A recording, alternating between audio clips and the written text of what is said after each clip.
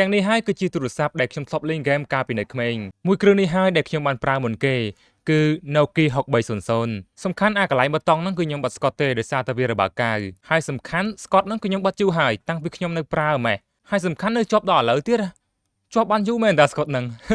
ហើយបាននិយាយពីអេក្រង់ទូរស័ព្ទហ្នឹងវិញគឺទូចខ្លាំងមែនតើឃើញអត់ទូចញឹបហ្មង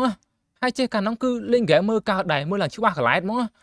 បើឥឡូវឲ្យលេងហ្គេមនៅលើទូរស័ព្ទហ្នឹងវិញគឺមើលអត់កើតទេបាទទូចញ៉ៃពេកមើលហើយទូរស័ព្ទហ្នឹងក្រោយមកក៏បានខូចទៅហើយខ្ញុំក៏មកប្រើ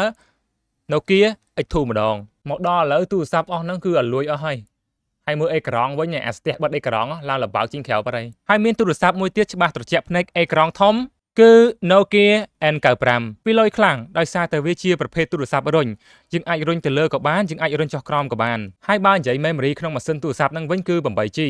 កាលនោះ 8G ច្រើនខ្លាំងមែនទែនហើយបើនិយាយអំពីហ្គេមដែលបានលេងនៅលើទូរស័ព្ទទាំងប៉ុន្មានហ្នឹងមានដូចជា Assassin's Creed ចោលលួចឡាន Gangster Gangster នឹងមិនចោលលួចឡាន Man in Black Spider-Man និងហ្គេមជាច្រើនទៀត